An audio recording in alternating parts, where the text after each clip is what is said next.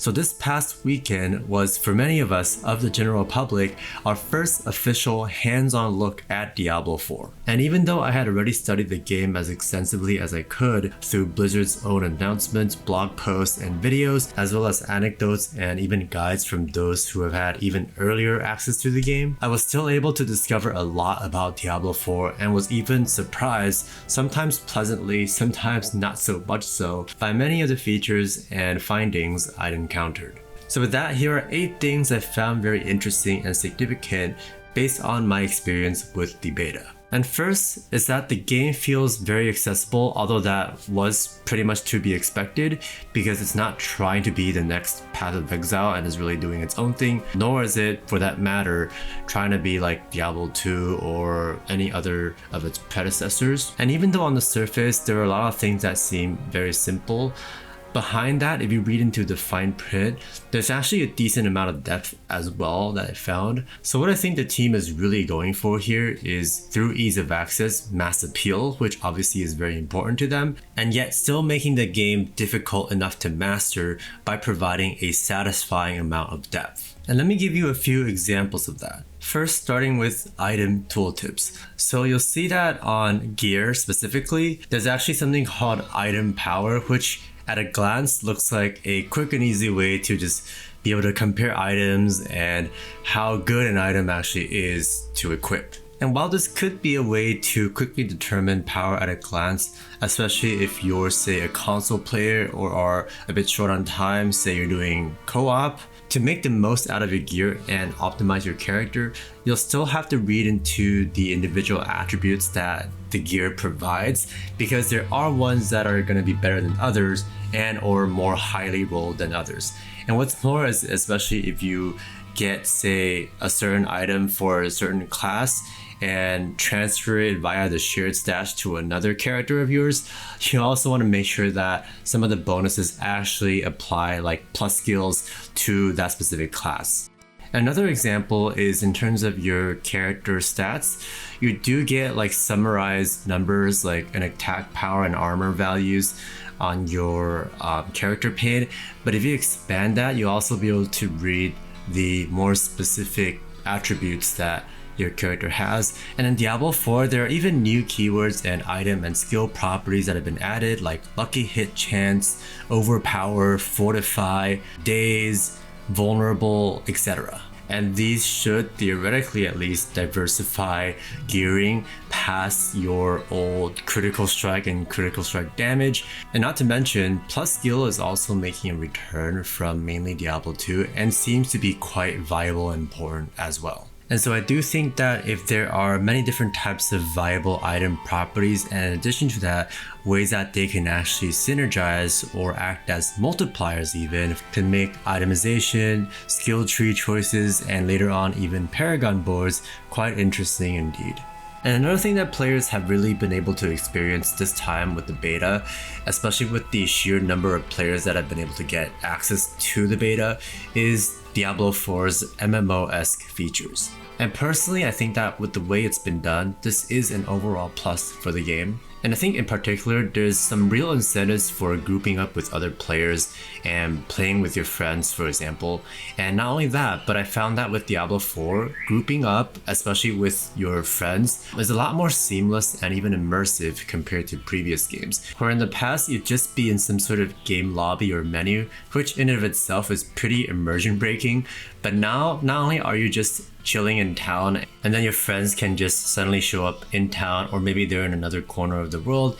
and can quickly and seamlessly hop into your party. But also another thing that I quite like about Diablo 4's way of teleporting to your party members is you don't just click on their portrait like in Diablo 3 and teleport over. You actually do something a little bit more similar to Diablo 4, where if any party members out in the world, you actually go back to town, or you're restarting out in town, you actually see a portal to them by the waypoint in town, instead of doing this very, again, immersion breaking thing where you're just right clicking on a frame and then teleporting to them like that. And another thing that I think has a lot of potential with the shared world, and by the way, the open world does offer plenty to explore with real incentives like experience, renown, codex of power, obols, etc. But with especially shared events like random zone events, for which you'll often find other players there doing them as well, and of course the world bosses, there's I think a lot of potential for Blizzard to add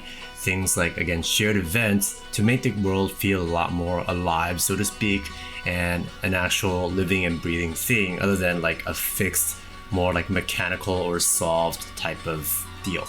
And next, onto classes, at least for the 3 classes that were available during the early access beta, the Barbarian, Rogue, and Sorcerer. I have to say that so far I'm pretty happy with how each of them have been designed. Even though there doesn't feel like there's anything super fresh or new or innovative, I really think that Blizzard has taken what has worked in the past for each of these classes or archetypes and really distilled the best of Diablo 3 and even a bit of Diablo 2 to make the best versions of these classes that they can. And more specifically, starting with the Sorcerer, I hadn't been expecting too much because I thought a lot of the spells were just some of the old ones that were sort of fine-tuned or recycled, but it really does come together quite well once I started playing it. For example, there's some cool touches like how Chain Lightning can actually bounce off yourself, and it's really super powerful, especially at the beginning and against bosses. Hydra feels super powerful, Frost Nova feels so satisfying, and it's actually useful against bosses now because you can spec into adding a vulnerability debuff to your target. And the enchantment system really adds a layer of depth not present in the previous iterations of the sorcerer or wizard, and that some of the skills you pick as your passive can actually be built to fighting and alter your playstyle. And gameplay feel wise, I thought all 3 classes played quite smoothly, but the rogue especially felt even addicting with the sort of unique aesthetic that's never been in a sort of ranged character or any character at all. This sort of shadowy, dusty, even lone ranger type of character. You could argue that the demon hunter is kind of similar, but I really don't think it is. The demon hunters I think is a lot more like demonic and flashy, whereas the rogue I think is more of a shadowy and stealthy type of character. I also think that it's an extremely flexible character with not only a lot of mobility skills but also stealth as well, and also things like crowd control it has a lot of. Plus you can even choose to spec purely ranged or purely melee or even hybridize. So there's a lot of ways that you can play rogue, and you can also, not to mention, select from one of 3 different specializations too. However, for me, I did feel like the ranged counterpart or spec was slightly weaker than the melee one, especially for single target damage, but I might have spec'd wrongly as well. However, I did have a lot more success and fun playing as melee. And now moving on to the Barbarian, I actually had a bit less time on it as it was my last character that I leveled for early access, and I didn't have that much time on the last day either. But despite what everybody said about the Barbarian being a bit more difficult to play or weaker compared to the other classes, I actually didn't think it was that bad. Perhaps I have a theory, it's that a lot of people really like the skill Whirlwind because it's very iconic for the Barbarian since like Diablo 2, right? But I actually think that Whirlwind is relatively weak, especially for killing elites and again for single target damage, which actually is quite important for Diablo 4 for say bosses and whatnot, right? So I actually spec'd into double swing, which also adds a vulnerability debuff. So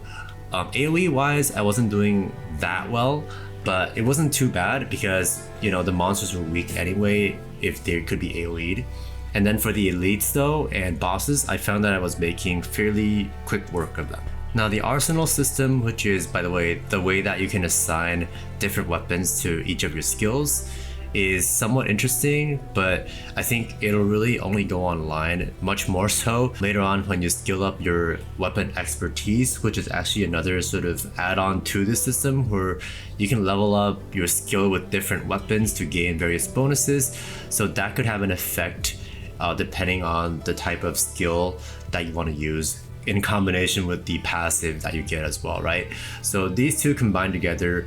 being able to customize the weapon types for each of your skills can be quite interesting, especially mid to late game. And one more thing I want to mention about classes in general is the fact that each of them actually has these unique keywords or say modifiers on their skills, such as the rogue having daze with, I think, their smoke grenade skill, which is like a unique crowd control effect. The barbarian has the frenzy keyword on some of their skills, which allows them to gain a temporary buff. And then the sorcerer, besides the chill and freeze effects on their cold spells, burning effects on their fire spells, also has, for specifically some of their lightning spells, something called crackling energy, which is a chance for these skills to drop some kind of lightning orb on the ground for you to then pick up to deal extra damage to nearby enemies. And it seems like the druid's special keyword is crushing blow, which, if it's similar to Diablo 2's version, is where you can take off a percentage of the enemy's health. And then the necromancers, I'm not sure what it is, but I guess we'll find out about both this coming weekend. And next, and this actually seems to have been updated since the previous versions of Diablo 4, at least according to those who played the closed beta or alpha, and it's that bosses actually feel somewhat interesting in my opinion, with mechanics that actually require some thinking and strategizing and or even building around. Like I mentioned earlier, single target damage seems to be more important because of this increased emphasis on boss killing. And it'll be interesting to see regarding respeccing and costs for that. In the beta right now, it seems very accessible and cheap to respec. Blizzard has said, the devs have said that at much higher levels, it'll become significantly more expensive. But at this rate, at the rate that the costs are currently increasing with your level, it doesn't seem like it'll be that much of a hurdle or difficult thing to do, which I think makes more sense considering people will want to definitely spec back and forth, say even between more AoE heavy builds or single target focused builds, or like bouncing between the two is going to be a sort of juggling act, which could be problematic if respecking is not very accessible. And in addition to this, I definitely hope to see more boss variety as we go through the other zones with the live game and throughout the end game, and say with Nightmare Dungeons as well. And speaking of which, on a similar note, combat just feels more strategic and dynamic compared to previous Diablo games, in that in Diablo 4, combat is actually balanced around every character having access to an evade button, which I think has definitely made it so that Blizzard can be a lot more creative and ambitious with monster mechanics. They can potentially even craft more interesting boss fights or events, and I think it's just a great feature for the overall longevity and replayability of the game. And now onto a potential con of the game, and this is something that not only myself but a lot of other players have noticed, and it's that a lot of the instances, like the cellars, which are these like tiny underground areas with like a group of monsters, have basically the exact same layout and look. And then a lot of the dungeons as well have very similar objectives, mainly being either to kill all the monsters in the zone to unlock the door to the boss, or to collect 2 keys or items to unlock mechanisms to open that final door. Personally though, I'm not super worried about this, because not only do I think this is a fairly easy problem to fix, especially with some extra months before the game comes out, or just give them a bit more time shortly after release, although that shouldn't be excusable. But anyway, I think this is a relatively easy problem to fix, and one that Blizzard will likely prioritize as well, especially since a lot of people, even just by playing the beta, are already voicing their concerns. And also, there's actually been a very recent interview right after the beta with Rod Ferguson and Joe Shelley, and the interviewer actually asked about these issues, to which they actually replied that, first of all, in terms of the backtracking, so earlier I mentioned a lot of the dungeons involve picking up keys or things to unlock doors with, which actually involves a lot of backtracking through each dungeon without much to kill or do on your way back. To which game director Joe Shelley actually responded that on your way back, there should be monster respawns, or refresh is the word he used, which means that they're probably working on a fix as we speak. And what's more is that Rod Ferguson also mentioned that dungeons are pretty much, as we see it, at a baseline level right now, with Nightmare Dungeons adding a ton more variety when that becomes a thing in the live game. So I guess we'll see once the game comes out. The next thing real quick, something I found out about Renown, which again is a sort of account-wide system of bonuses that you can get from discovering things and doing different activities like strongholds and dungeons in each zone. However, one thing I noticed about it while playing the beta is that renown point contributions are actually not cumulative across all of your characters. At least it doesn't seem like it at this point, because when I swap characters, my progress seems to have also swapped to that specific character's number of discoveries, say number of strongholds done. It's specific to that one character and the renown point as well. But the things that are shared are the bonuses that are earned across your account by one character reaching that milestone first. So in terms of progression planning, that sort of means that people will generally not be playing multiple characters, tackling different side quests within the same zones with multiple characters, and rather focusing on one character per zone. But that's still very much doable. For example, on your second playthrough, you can have one character. For example, on your first playthrough, that character did primarily the Fractured Peaks, did 100%ed the Fractured Peaks, and then on your second character, because the story is not really completely linear, you can actually start Act 2 very early on, even if you're not done with Act 1, and I believe the same is true of Act 3. In fact, you can pick up both Act 2 and Act 3 starting quests in the beta right now, even though only Act 1 is open to us. So what I believe will be a very efficient way to earn renown points if you decide to create and play multiple characters is to have each character perhaps focus on 100%ing one of the 5 zones and just spreading out your characters across Sanctuary that way. And lastly, I actually wanted to quickly touch on the story. Mild spoilers, but I actually enjoy the fact that the story makes you sort of question which side is actually good or bad, in that both Team Lilith and Team Inarius has things that you might sympathize with or condemn. So this actually happens to both sides, and so the characters are quite morally gray, not just mommy and daddy on each side, but also a lot of the characters in between. And another thing I enjoy is how it really makes you question what's good or bad or what's right or wrong, right? Even with the Horadrim,